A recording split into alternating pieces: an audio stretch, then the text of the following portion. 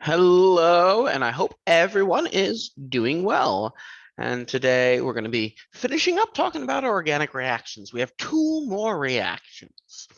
And first reaction I want to talk about, we're actually going to talk about a substance that everyone is super familiar with, plastic. As we know, plastics have really revolutionized our world. If you look historically at the way we used to do things without plastics, well, we used to have a lot of troubles, a lot of difficulties back in the day before we had all of these amazing plastic uses. Now, I know that there's a lot of controversy around plastics, so I'm not saying that plastics are the best thing in the world, nor I'm going to tell you they're the worst thing in the world. Here's what I will say. I will say that I'm going to give you some good information about plastics. We can talk about bad information if you want. You can look it up if you want. And please do always look at all of the data. So I'm just going to give you part of the story today. And I just want to talk about some of the positive uses of plastics.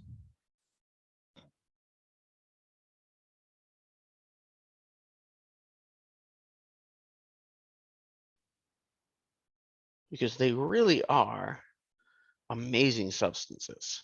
So some of the positive uses of plastics, I would say the number one most positive use is the medical field.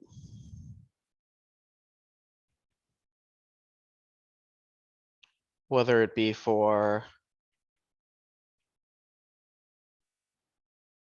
transportation or storage, right? Back in the day, they used to have storage. Back in the day, they used to have to transport medicines in glass vials, glass bottles. And as you know, if you drop a glass bottle, it'll break. Plastic bottles you can drop don't really break. Why don't we store them in metal? Well, you could store them in metal, but metal was kind of expensive to make. Glass was a lot cheaper. And as far as storage goes, well, glass and metal, you can't get as nice airtight seals in them as you can really with plastics, right? So nowadays, everything comes in plastic. Yes, it's a lot, there's a lot of waste, but it also keeps everything super clean. That's really important for all of those surgical equipments, anytime that you're giving any shots, right? Super safe. Um, Another great positive use of plastic is waste storage.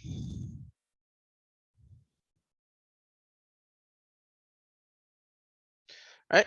We can safely contain organic waste. We can safely contain nuclear waste. We can safely contain industrial wastes in giant plastic bins.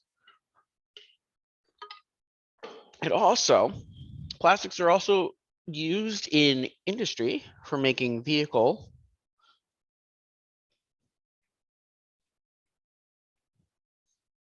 parts. I would also say machine parts, vehicle and machine parts.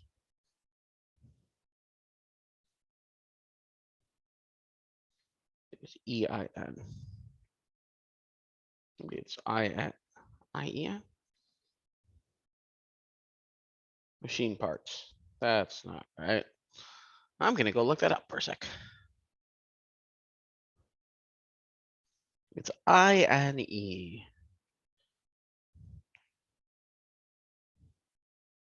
Vehicle and machine parts. Plastics are really easy to manipulate and mold and make into different pieces, and they're relatively strong. And finally, because of how easy it is and how good we have been made out of plastic, clothes. A lot of plastic is actually used in clothing. Why are they so versatile? I see plastics are both physically and chemically very stable. And this is both as the saying goes, a blessing and a curse. Because plastics are so stable, they, excuse me, stay around forever, right? So if you want a you want to make something that's going to stay around for a really, really long time, that's not going to oxidize in the air. It's not going to be affected really by acids or bases. You make it out of plastic. Of course, then you have this problem of if we're using these plastics every day and tossing them out, well, right? We have all of this extra plastic waste, right? But plastics in themselves are amazing. And the coolest thing I think about plastics are they're human made, most plastics. They come from a very special process called polymerization.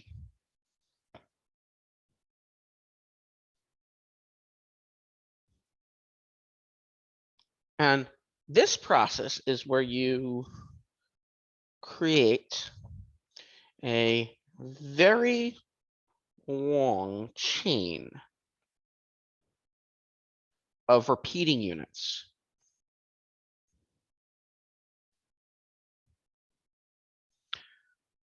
So the polymer, or I should say that polymerization creates what is called a polymer. Polymer is made out of a monomer. So new terms, we have the term monomer,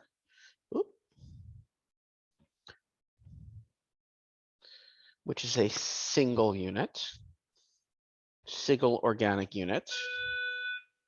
Whereas there's a polymer, which are these repeating units. And what I'm gonna focus on today, the polymer I'm gonna focus on today, is one that we are all familiar with. This is a polymer that almost all clothing nowadays is made out of, something called polyester. Right? Just wanted to look at the word polyester. And we have seen poly before, polyatomic ion, right? That means that you have an ion made out of many atoms. So the term poly means many. And we know that the term ester, that's an organic functional group with the form R, C to O, to C with a double bonded O to an R there.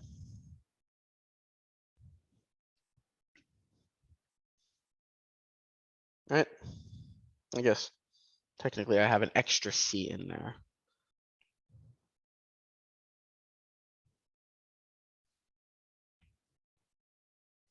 Move this over. So that's an ester group. So what happens is that we link up a whole bunch of these esters together. So let's look at an example of this. Let's look at two esters.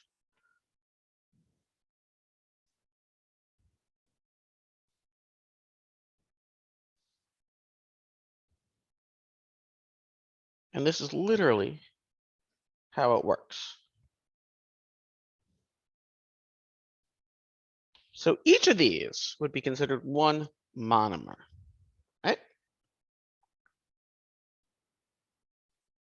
And literally,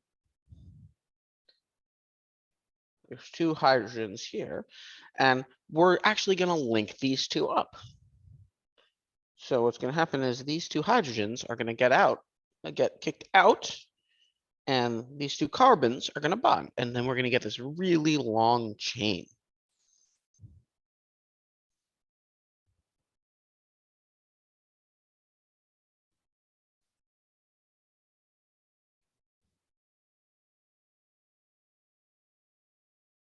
So this is what a polyester would start to look like. Of course, we also have some hydrogen gas. Oop. Hydrogen gas. But the cool thing is, so this is these, let's start with, up here we have our monomers. And then down here, we have our polymer, right? But the cool thing about these polymers is that polymers are thousands or tens of thousands, even millions, 10,000s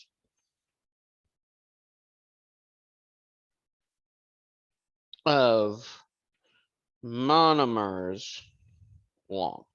There are these ginormous chains. So this chain keeps on repeating and repeating and repeating. But that's a really cool thing because that repeating chain actually increases all of its positive strengths, all of its physical and chemical stabilities. We have a really special way of writing what a polymer looks like.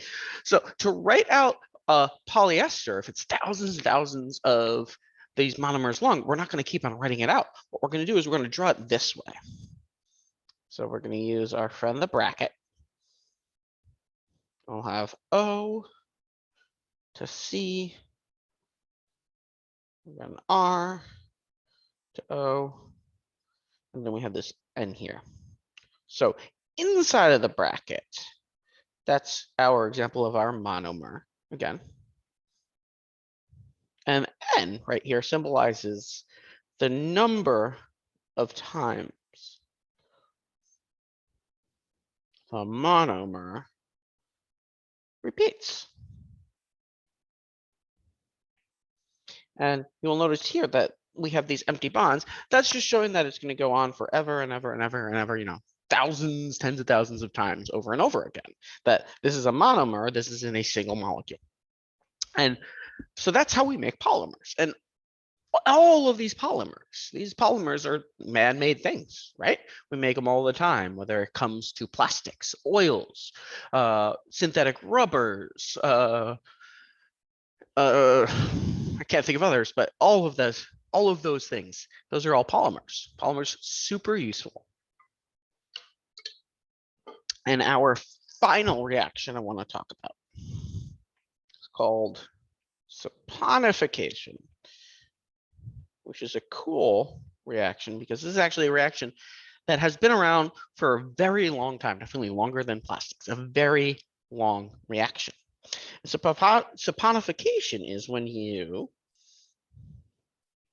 mix some sort of fat and a base, and you create soap. That's right. Saponification is a soap making process. Like I said, it's been around for a very long time. In all of the ancient civilizations, they all had some form of soap making or another in which they would render fats from animals, from humans, from plants, render fats, and they'd throw in this stuff called ash, which is a basic kind of caustic powder, and mix together, and you create this globby stuff that they noticed took oils off, right? It wasn't until much later that we understood chemistry that we really understood what was going on. Let's take a look at the picture here. So this over here is a giant fat molecule, and fat molecules are non-polar. They're just kind of these giant repeating things. This is a very small fat molecule. And then we add a base to it. And what you're going to see is that you're going to be cutting out a big chunk of a lot of this water. The OH kind of just slips in there. I'm sorry, this is a glycerol, which is a sugar. And here is our soap right here. So that's the old version of making soap. You make this glycerol, this kind of alcohol, this sugary alcohol-y thing, that's giant repeating chain, and you make soaps.